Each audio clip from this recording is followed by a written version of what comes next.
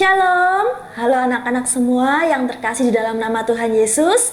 Bertemu lagi di dalam pembelajaran Pendidikan Agama Kristen dan Budi Pekerti bersama dengan saya Susi Susanti. Kali ini kita akan memakai buku dari Kemendikbud Pendidikan Agama Kristen dan Budi Pekerti kelas 8. Sebelum kita memulai pembelajaran kita berdoa terlebih dahulu, minta pimpinan Tuhan. Biarlah Tuhan yang akan memimpin pembelajaran kita hari ini. Oke, mari kita berdoa. Anak-anak di rumah juga masing-masing berdoa. Kita serahkan pembelajaran kita dalam pimpinan Tuhan. Mari kita berdoa. Tuhan Allah Bapa kami yang di surga, terima kasih atas kasih-Mu, penyertaan-Mu dalam hidup kami, kesehatan, kekuatan yang Engkau berikan kepada kami Tuhan, sehingga pada kesempatan hari ini kami dapat belajar. Berkatilah anak-anak-Mu yang saat ini belajar di rumah. Kiranya Tuhan pimpin mereka, berikan hikmat yang daripada-Mu.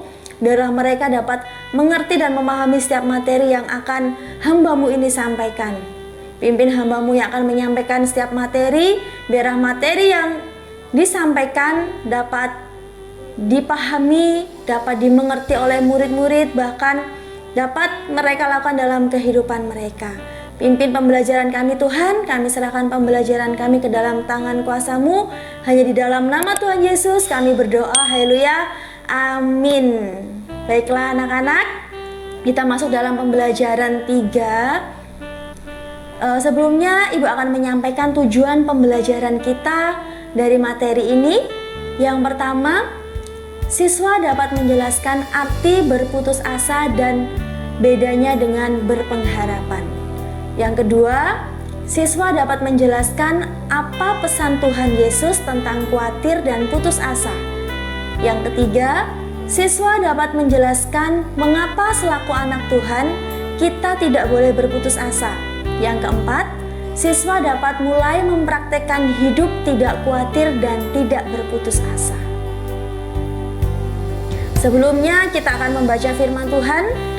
Masing-masing bisa membuka Alkitabnya. Kita buka di dalam Matius pasal 6 ayat 25 sampai dengan 33. Baiklah, kita akan membacanya mulai dari ayat yang ke-25 dari judul perikopnya hal kekhawatiran. Karena itu aku berkata kepadamu, janganlah khawatir akan hidupmu, akan apa yang hendak kamu makan atau minum, dan janganlah khawatir pula akan tubuhmu, akan apa yang hendak kamu pakai. Bukankah hidup itu lebih penting daripada makanan, dan tubuh itu lebih penting daripada pakaian? Pandanglah burung-burung di langit yang tidak menabur dan tidak menuai, dan tidak mengumpulkan bekal dalam lumbung, namun diberi makan oleh Bapamu yang di surga. Bukankah kamu jauh melebihi burung-burung itu? Siapakah di antara kamu yang karena kekhawatirannya dapat menambahkan sehasta saja pada jalan hidupnya? Dan mengapa kamu khawatir akan pakaian? Perhatikanlah bunga bakung di ladang yang tumbuh tanpa bekerja dan tanpa mengintal. Namun aku berkata kepadamu, Salomo dalam segala kemegahannya pun tidak berpakaian seindah salah satu dari bunga itu. Jadi, jika demikian Allah mendandani rumput di ladang yang hari ini ada dan besok dibuang ke dalam api, tidakkah Ia akan terlebih lagi mendandani kamu, hai orang yang kurang percaya? Sebab itu janganlah kamu khawatir dan berkata, apakah yang akan kami makan? Apakah yang akan kami minum? Apakah yang akan kami pakai? Semua itu dicari bangsa-bangsa yang tidak mengenal Allah. Akan tetapi Bapamu yang di surga tahu bahwa kamu memerlukan semuanya itu. Tetapi carilah dahulu kerajaan Allah dan kebenarannya, maka semuanya itu akan ditambahkan kepadamu. Ayat ini menjadi dasar dari pembelajaran kita pada kesempatan hari ini. Setelah kita pelajari bagaimana orang Kristen menjalani hidup beriman dan berpengharapan, pada pelajaran ini kita akan menerapkan apa yang kita pelajari dalam hidup kita sehari-hari, terutama saat kita mengalami kesulitan hidup atau saat kita mendapatkan apa yang kita inginkan. Apakah kalian pernah merasakan keadaan yang begitu sulit sehingga memilih untuk melupakan semua dengan tidak memikirkan hal itu? Atau menyibukkan diri dengan hal lain sehingga memiliki alasan untuk tidak mencari penyelesaian dari keadaan sulit itu? Ini yang disebut dengan melarikan diri. Para ahli menemukan bahwa ada dua cara yang dilakukan orang saat menghadapi kesulitan. Yang pertama, fight, artinya mengerahkan tenaga dan daya semaksimal mungkin agar kesulitan itu dapat diatasi. Jadi ini tipe orang yang mau berjuang dalam menghadapi kesulitan. Yang kedua adalah flight, artinya lari, meninggalkan kondisi atau hal yang sulit itu karena memang tidak mendapatkan atau tidak mau mencari cara untuk mengatasinya. Bisa dikatakan lari dari masalah. Nah, seharusnya orang Kristen harus selalu siap menghadapi hidup betapapun sulitnya. Mengapa begitu? Dan bagaimana caranya?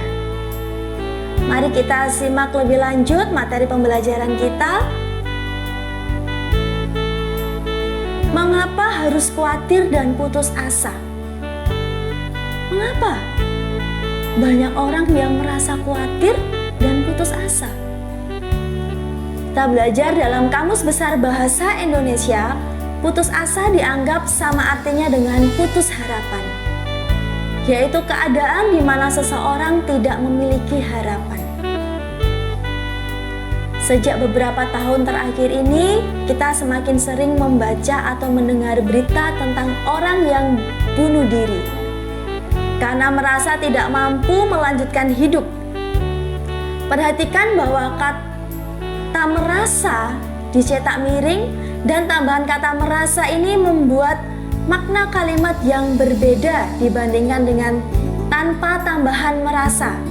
Artinya, belum tentu orang tersebut betul-betul tidak mampu. Mungkin ia hanya merasa bahwa ia tidak mampu, padahal kemampuan untuk bertahan hidup masih ada padanya. Wujud ketidakmampuan bisa beragam, misalnya karena tidak mampu membayar hutang, tidak mampu membeli makanan untuk anak, tidak mampu membeli obat untuk menyembuhkan penyakit, dan berbagai macam masalah-masalah lainnya. Kayak ada sebuah cerita, kisah pilu pada tahun 2003 terjadi pada Henrianto yang memilih bunuh diri karena ibunya tidak sanggup memberikan uang 2.500 untuk membayar kegiatan ekstrakurikuler.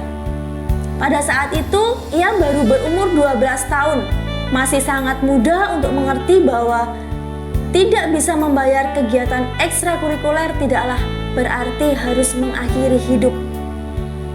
Untung niat itu tidak tercapai.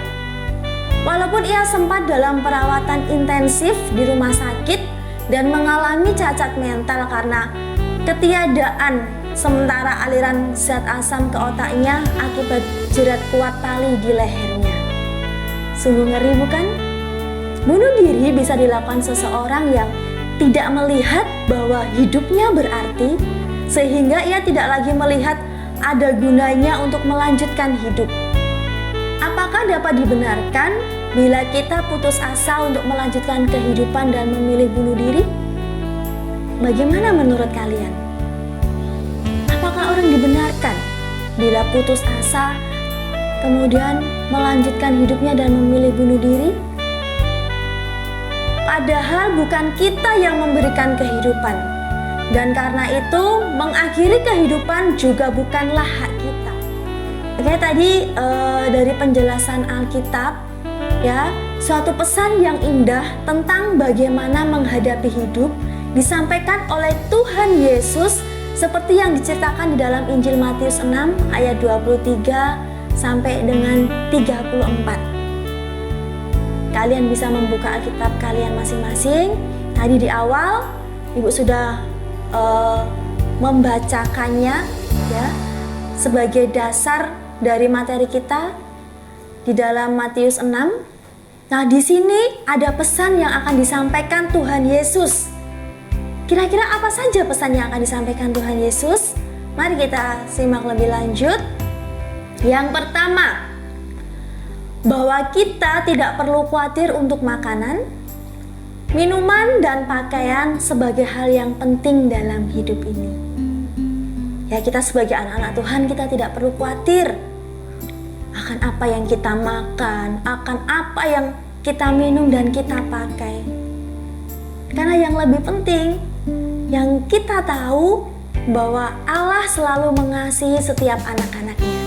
Allah akan menyediakan segala kebutuhan anak-anaknya. Jadi tidak perlu khawatir.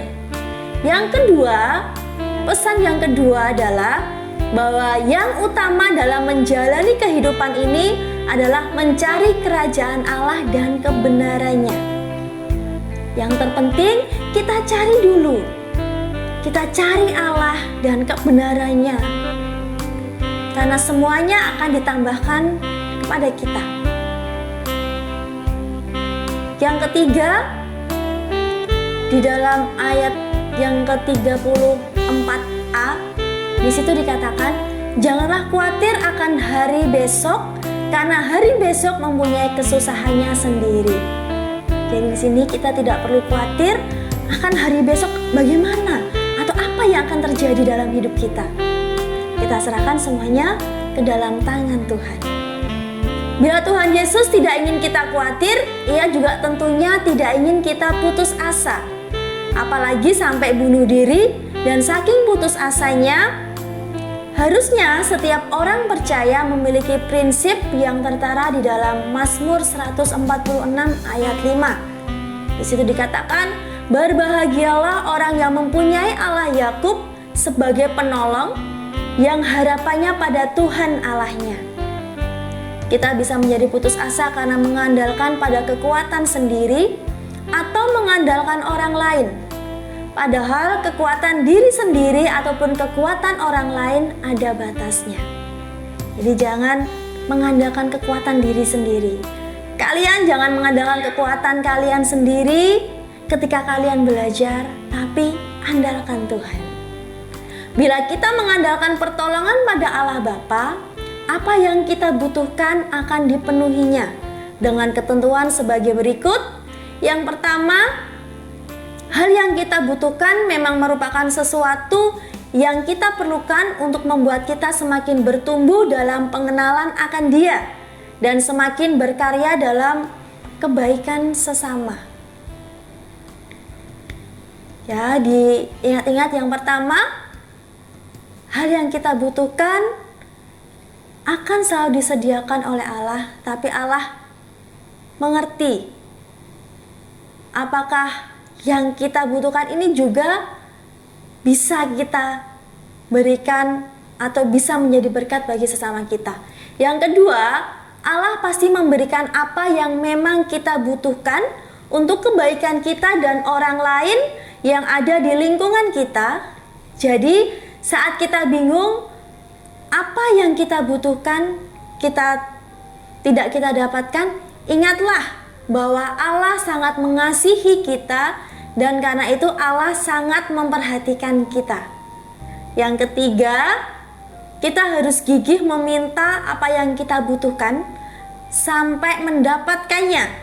Kegigihan untuk mendapatkan apa yang kita inginkan memang disarankan oleh Tuhan Yesus sendiri di dalam Matius 7 ayat 7 sampai dengan 8. Kalian nanti bisa membukanya di Alkitab kalian masing-masing, kalian bisa membacanya. Kemudian sekarang kita masuk di dalam kesimpulan. Putus asa adalah keadaan di mana seseorang tidak memiliki harapan. Jadi putus asa adalah kebalikan dari kondisi berpengharapan. Tuhan Yesus mengajarkan kita untuk tidak berputus asa dan khawatir terhadap hidup ini karena Allah Bapa memelihara kita dengan sungguh baik. Allah Bapa memberikan kepada kita apa yang kita butuhkan untuk kebaikan kita dan bukan memberikan apa yang semata-mata kita inginkan. Jadi Allah akan memberikan apa yang kita butuhkan. Diingat ya anak-anak, apa yang kita butuhkan, apa yang kalian butuhkan, bukan sekedar atau semata-mata yang kalian inginkan.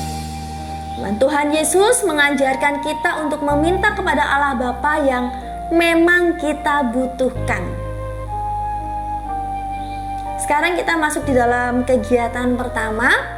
Anak-anak kalian persiapkan alat tulis kalian. Di sini kegiatan pertama yang menjadi tugas kalian yaitu tanyakan kepada 5 orang temanmu, apakah mereka pernah berputus asa? Ya, jadi yang pertama kalian tanya kepada 5 teman kalian, apakah mereka berputus asa? Kemudian apa penyebabnya? Apa saja yang mereka lakukan ketika putus asa? Dan apakah tindakan itu berhasil untuk mengatasi keputusasaan mereka? Tulis hasil pengamatanmu itu dengan melengkapi tabel yang ada di bawah ini. Ya, kalian tanya kepada 5 orang teman kalian. Kemudian nanti jawabannya kalian masukkan ke dalam tabel seperti yang sudah ditampilkan. Nanti kalian bisa bertanya kepada teman melalui WA atau bisa juga melalui SMS. Kalian bisa tanyakan kepada mereka apakah mereka pernah berputus asa, bagaimana mereka mengatasinya. Nanti kalian isi di tabel. Oke, selanjutnya kita akan membahas mengenai keterbatasan manusia. Di sini letaknya keterbatasan manusia ialah ketika manusia menganggap bahwa apa yang dibutuhkan harus datang pada saat ia meminta kepada Allah. Padahal Allah berpikir ke masa depan. Jadi bila kita hanya memikirkan kebutuhan kita sesaat saja, belum tentu apa yang kita inginkan adalah hal yang baik bagi kita. Contohnya di sini ada sebuah cerita ilustrasi. Ya, ada seorang siswi kelas 8 merengek-rengek minta dibelikan telepon seluler oleh orang tuanya. Padahal ayahnya hanya bekerja sebagai tenaga keamanan di suatu kantor. Adik Sari ada 2 dan bersekolah di jenjang SD. Ibu Sari membuat kue di rumah dan menjualnya di warung tetangga. Permohonan Sari sulit dipenuhi orang tuanya karena pengeluaran per bulan sudah cukup banyak untuk biaya transportasi pergi dan pulang sekolah Sari dan juga kedua adiknya, untuk membeli buku pelajaran, baju seragam, dan lain sebagainya. Namun karena cinta kasih mereka terhadap Sari, mereka meminjam uang dari kantor ayah Sari untuk membelikan telepon yang diinginkan Sari. Sari sangat bangga ya ketika dibelikan telepon itu dan segera membawanya ke sekolah untuk diperlihatkan kepada teman-temannya saat istirahat. Tanpa diduga, telepon itu berpindah dari tangan yang satu ke tangan yang lain. Dan tepat ketika ada pada tangan Badu, Pak Guru masuk ke kelas. "Diam anak-anak," hardik Pak Guru. Karena terkejut, Badu mencoba memasukkan telepon itu ke kantong celananya. Tetapi Badu lupa bahwa kantong celananya sudah berlubang, sehingga telepon itu meluncur bebas ke lantai. Akibatnya, telepon itu mengalami keretakan di bagian atas. Pak Guru menegur Badu yang nampak tergesa-gesa mengambil telepon dan mengembalikannya kepada Sari. Dan ketika Pak Guru tahu bahwa telepon itu milik Sari, beliau pun menegur Sari agar tidak memamerkan hal-hal yang membuat teman-temannya jadi penasaran. Tentu saja Sari sangat sedih karena teleponnya yang baru ternyata kini rusak. Bagaimana ia menjelaskan hal ini kepada orang tuanya? Sari juga merasa malu karena ditegur oleh Pak Guru di hadapan teman-temannya. Padahal selama ini ia sering dipuji oleh para guru sebagai siswa yang rajin dan suka membaca. Kini berpikir ulang, mungkin belum saatnya ia memiliki telepon seperti itu. apalagi bila tujuannya hanya untuk dipamerkan kepada teman-temannya. Cerita Sari ini menunjukkan bahwa apa yang diinginkan manusia belum tentu merupakan hal yang dibutuhkannya. Hal ini bisa terjadi karena manusia memiliki keterbatasan dalam memikirkan konsekuensi atau akibat dari keputusannya terhadap dirinya sendiri dan diri orang lain di sekitarnya. Namun, bila kita menyerahkan kepada Tuhan untuk memenuhi apa yang kita butuhkan, tentu Tuhan melakukannya dengan tepat. Judul pelajaran ini adalah memilih untuk tidak berputus asa. Mengertikah kalian bahwa putus asa adalah hal yang harus dihindari? Hidup di dalam kasih Tuhan yang Maha Pengasih dan Maha Pemurah adalah hidup yang membawa kita kepada kelimpahan. Dan hendaknya ini yang kita pilih, yaitu dengan taat kepadanya dan mengasihinya dengan sungguh-sungguh. Bila ini yang kita pilih, tidak ada waktu lagi untuk berputus asa. Selanjutnya, anak-anak, kita masuk dalam evaluasi. Jadi ada tugas-tugas yang akan Ibu berikan kepada kalian dan kalian harus menjawabnya. Kalian bisa menyiapkan alat tulis kalian. Kalian bisa tulis tugas yang akan Ibu berikan di buku tulis kalian masing-masing. Pertanyaan yang pertama, apa pesan yang Tuhan Yesus sampaikan tentang kekhawatiran? Ibu ulangi, pertanyaan pertama, apa pesan yang Tuhan Yesus sampaikan tentang kekhawatiran? Kemudian yang kedua, menurutmu apakah pesan ini dapat diterapkan dalam hidupmu sehari-hari? Selanjutnya pertanyaan ketiga, mengapa selaku anak-anak Tuhan kita tidak perlu berputus asa? Pertanyaan keempat, apa yang perlu kita lakukan agar kita tidak khawatir atau putus asa? Nah, silakan kalian jawab setiap pertanyaan-pertanyaan yang Ibu sampaikan. Dan nanti kalian bisa juga membagikannya kepada teman-teman kalian. Oke, di sini Ibu juga akan memberikan pembahasan dari setiap pertanyaan yang Ibu sampaikan tadi. Untuk pertanyaan yang pertama, apa pesan yang Tuhan Yesus sampaikan tentang kekhawatiran? Kalian bisa membuka di dalam kitab Matius, ya, Matius pasal 6 ayat 25 sampai dengan 34 tadi.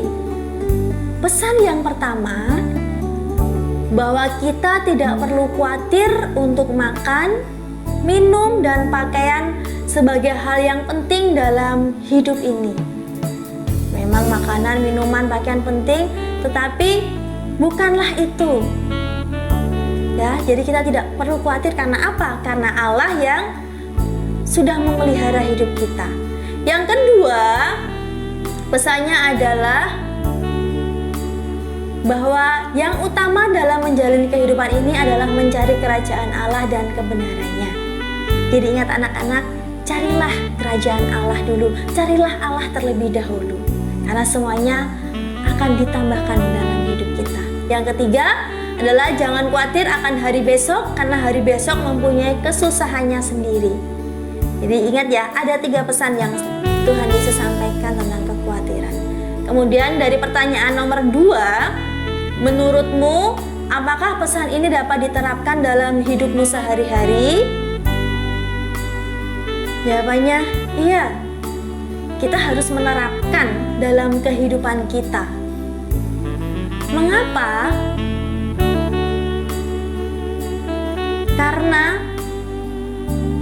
Karena kita sebagai anak-anak Tuhan, ya, kita sebagai anak-anak Tuhan, mungkin masing-masing kalian mempunyai banyak masalah atau dengan masalah yang berbeda-beda. Tapi di sini hendaklah kita selalu mengandalkan Tuhan, jangan berputus asa. Dari pertanyaan nomor 3, mengapa selaku anak-anak Tuhan kita tidak perlu berputus asa? Kenapa kita tidak boleh berputus asa? Karena Tuhan menginginkan yang terbaik untuk kita sebagai anak-anaknya. Bila kita putus asa, kita melupakan bahwa Tuhan tetap memperhatikan kita dan memberikan pertolongan pada waktunya. Dari pertanyaan nomor 4, apa yang perlu kita lakukan agar kita tidak khawatir atau putus asa? Yang bisa kita lakukan adalah kita harus mengutamakan Tuhan dalam hidup, ingat janji-janjinya, dan percaya bahwa Tuhan akan memenuhi janjinya pada waktu yang tepat. Oke anak-anak, dari pembelajaran ini Ibu berharap tidak hanya sekedar kalian pahami, kalian mengerti atau kalian renungkan, tetapi bisa kalian lakukan dalam kehidupan kalian di tengah kondisi situasi yang mungkin kalian merasa sulit. Tapi janganlah pernah berputus asa, jangan khawatir. Tuhan sudah menyiapkan masa depan yang indah buat kalian semua. Jadi ingat, meskipun saat ini kalian belajar dari rumah, tapi biarlah semangat kalian tetap ada, sukacita kalian tetap ada, jangan khawatir. Karena apa? Ketika kita khawatir ya, memiliki rasa khawatir sedikit saja, itu bisa mengurangi sukacita dalam hidup kita. Siap menjadi anak-anak Tuhan yang tangguh? Oke, semuanya Ibu percaya semuanya siap menjadi anak-anak Tuhan yang tangguh. Terima kasih, Tuhan Yesus memberkati. Sebelum kita menutup pembelajaran kita berdoa terlebih dahulu. Mari kita berdoa. Tuhan, kami sungguh mengucap syukur atas kebaikan-Mu yang begitu luar biasa, penyertaan-Mu dalam pembelajaran kami. Biarlah apa yang kami pelajari dapat kami lakukan dalam kehidupan kami, terlebih untuk anak-anak-Mu Tuhan, yang saat ini meskipun mereka harus belajar dari rumah, menghadapi keadaan yang sulit, tapi kami percaya pertolongan penyertaan Tuhan akan selalu menyertai mereka, sehingga sukacita tetap ada di dalam setiap hati mereka, sehingga mereka dapat melakukan, menjalani tugas dan tanggung jawab mereka sebagai peserta didik dengan baik, dan bahkan mereka menjadi pribadi-pribadi yang tangguh, menjadi pribadi-pribadi yang menyenangkan hati Tuhan, bisa menjadi berkat, bisa menjadi teladan bagi teman-teman mereka, bagi orang tua mereka, maupun bagi orang-orang yang ada di sekeliling mereka. Terima kasih Yesus, biarlah pembelajaran ini bisa menjadi berkat bagi kami semua, sehingga kami dapat melakukan firman-Mu dalam kehidupan kami. Kami tidak perlu khawatir tentang apapun juga, dan kami selalu mengandalkan Tuhan, mencari Tuhan, karena Tuhan kami luar biasa, karena kami percaya bahwa Engkau sudah menjanjikan sesuatu yang indah bagi masa depan kami, bagi masa depan anak-anak-Mu Tuhan. Terima kasih Yesus, di dalam nama Tuhan Yesus kami berdoa. Haleluya, amin. Tuhan Yesus memberkati kalian semua. Sukses buat kalian. Percaya Tuhan memberikan masa depan yang indah buat kalian. Sampai bertemu lagi di pembelajaran selanjutnya.